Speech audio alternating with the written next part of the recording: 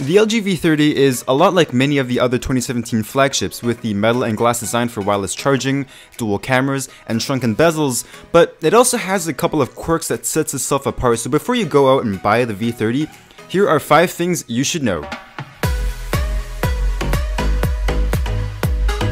The first thing you'll notice when setting the phone up is that there is no side power button. Now, I'm not sure how long it's been like this, because taking a look at some of their older phones, most if not all of them seem to have a rear power, and in some cases even the volume buttons on the back. So if you're coming from a previous LG phone, you're probably going to already know this, but for those who have never used an LG phone, this will probably take some getting used to. I'm honestly not a big fan of this, but I did get used to it after about a week or so of using this thing. I still prefer a side power button just because it's a little bit more comfortable for me, but at least the fingerprint sensor is quick and accurate.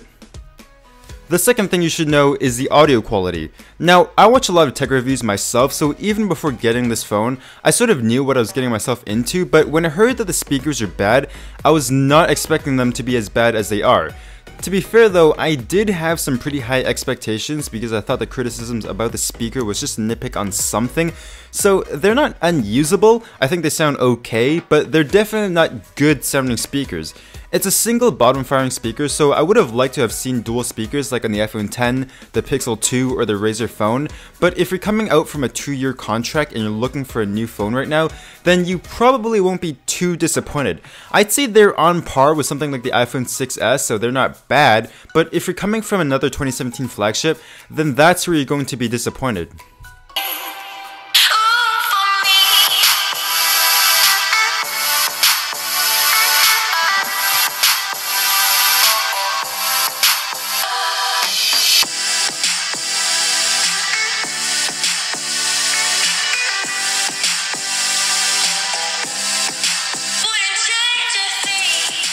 But the thing that sets this phone apart is that not only did LG put a headphone jack on the V30 in a year where tons of other companies are ditching it, but they really went all out with a high quality DAC and amplifier.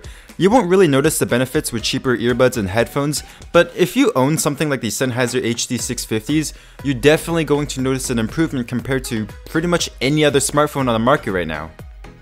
The camera on the V30 is what really caught my interest, because not only does it have a super wide-angle lens for capturing large subjects like buildings, which by the way also applies to the selfie camera, which I will talk about in a bit, but the real selling point here is log recording. It's more for advanced users because as far as I know, you're going to need a desktop video editing program to get the colors, exposure, and contrast correctly, but having that sort of capability on a smartphone is insane. To explain it as simple as possible for those of you that don't know what log recording is, it basically just lets you get more detail out of the highlights and the shadows. It takes a bit of work and messing around to get the settings right, but once you dial everything in and get all the settings correct, you can get some really nice looking videos on this thing.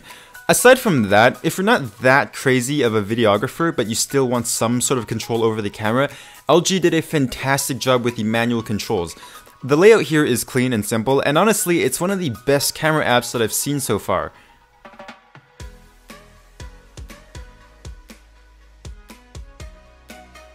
Now, I want to touch a little bit on the super wide-angle lens, because it's not just the rear secondary lens that's wide-angle, they actually applied it to the selfie camera as well.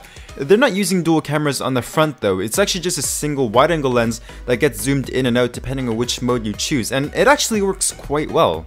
LG did some amazing work here with the distortion, so when you're using the normal field of view, it doesn't look like there's any weird shifting or warping, it just looks like a regular selfie. The last thing that I want to mention is that LG smartphones just crash in value very quickly.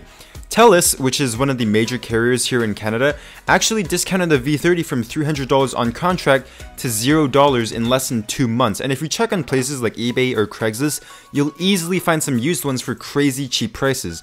If you're lucky, you'll even find them used without any sort of damage for less than half the original retail price, even though the phone hasn't been out for a half year. So if you're interested in buying this phone and you don't mind getting a used one, definitely check out how much people are selling this for, because at full retail price, I honestly don't think it's worth it. But if you find this thing for like $400 or $500, then yeah, go for it. I think you're going to enjoy it. It's actually a pretty nice phone overall, but it's just not worth $800. And again, if you want a more in-depth review on this thing, link to my video will be in the description. I hope you guys enjoyed this video and hopefully maybe even found it useful. This is Infinity Labs, and I will catch you guys later.